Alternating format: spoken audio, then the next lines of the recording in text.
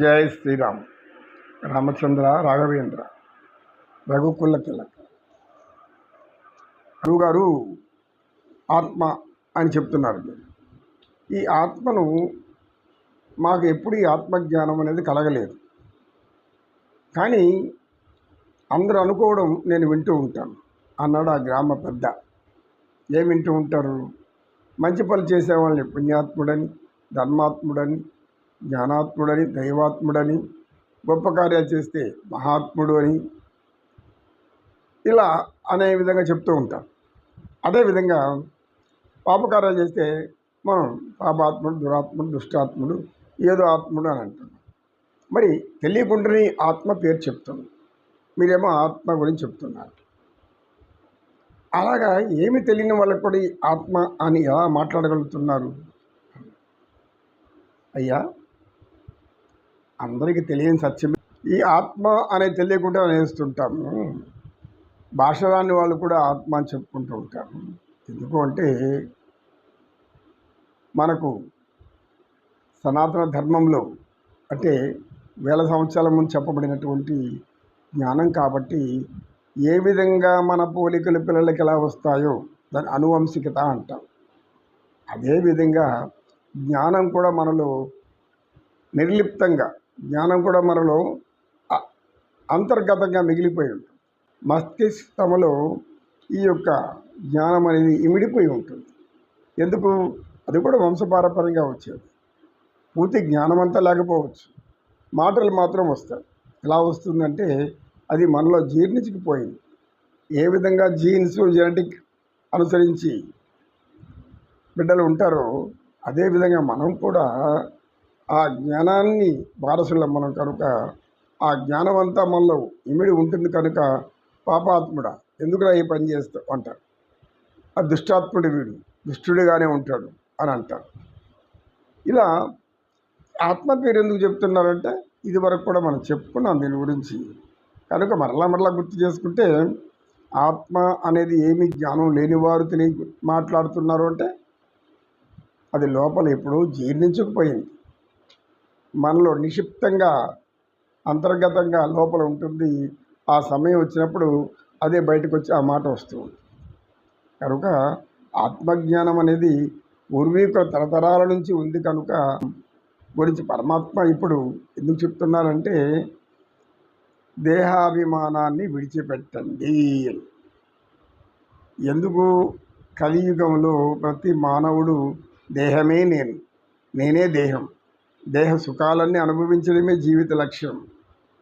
తర్వాత వార్ధక్యం అనేది అప్పటికి కూడా కొందరు వదలరు, అనేక సుఖాలు కోరుకుంటూనే ఉంటారు.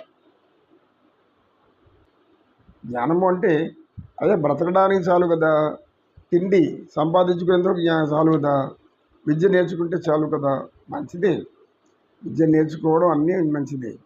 అయితే నేర్చుకుని జీవితాన్ని పంచుకుంటూ సంపాదిస్తూ జీవిస్తూ ఉండాలంటే ఈ భౌతిక ప్రపంచంలో మనం ధర్మాన్ని కూడా ఆచరించాలి. ఆచరించలేనప్పుడే మనకు పాపకర్మలు అనుభవిస్తూ ఉంటాము. దానికి రుజువులు అందరి కళ్ళ ముందర కనబడుతూనే ఉంటుంది. ఒకరికి అనేక సార్లు అనేక విధాలైనటువంటి ప్రమాదాలు జరిగిన ఏదో తిట్టు తప్పించుకున్నా కానీ మళ్ళీ అదే పని చేస్తుంటారు. ఎందుకు? ఇప్పుడు కొన్ని కార్యక్రమాలు మనం చట్టాన్ని అనుసరించకుండా చేశాము, ధర్మాన్ని ఆచరించకుండా చేశాము, అందుకు ఈ అవస్థలు వచ్చాయి. పోనీ ఏదో పుణ్యం ఉంది అంత తప్పించుకొని బయటపడ్డాము. కానీ అంతటితో మనసు ఉంటుందా? మారదు. అది మారదు. ఎందుకు మారదు? పుట్టుకతో వచ్చింది పుడకలతో కానీ పోదు. పుట్టుకతో ఒక వంకరగా ఉండే బుద్ధి ఎప్పుడు వంకరగానే పోతాం. చక్కగా పోవాలనుకున్నప్పుడు మాత్రం చక్కగా పోతాం. అప్పుడు సంతోషం ఉంటుంది, ఆనందం ఉంటుంది. తప్పు చేసేవాడు లోపల భయపడుతూ ఉంటాడు, నిత్యం కంపిస్తూ ఉంటుంది. తప్పని తెలుసు కదా. ఎందుకు తెలుసు? సనాతన జ్ఞానం మన లోపల ఇమిడిపోయి ఉంది. అదేం చేస్తూ అంతరాత్మ పీడిస్తూ ఉంటుంది. అయ్యో చేయొద్దు వినరు. ఎందుకు వింటాము? సుఖాలు కావాలి, తాత్కాలిక సుఖాలు కావాలి. అంతేగాని ఎప్పుడూ వార్ధక్యంలో మనమే అనుభవిస్తాం అనుకొని విచ్చలవిడిగా జీవిస్తే దానికి తగిన జీవితమే మనకు చివరిలో లభిస్తుంది.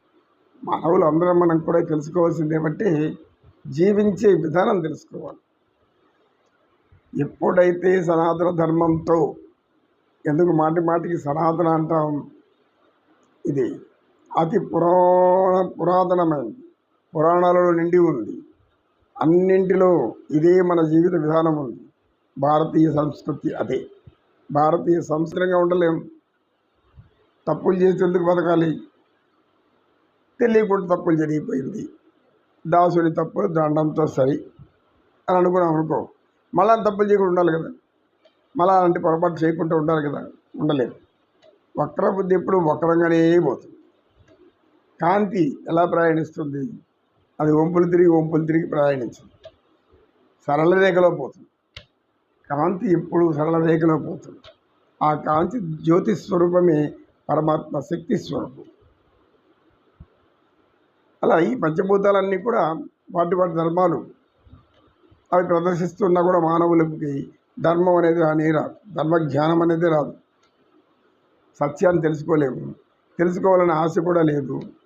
అవన్నీ తెలుసుకోవడం వల్ల ధనం వస్తుందా, సంపద వస్తుందా, ఏమొస్తుంది? ఏమీ రాదు.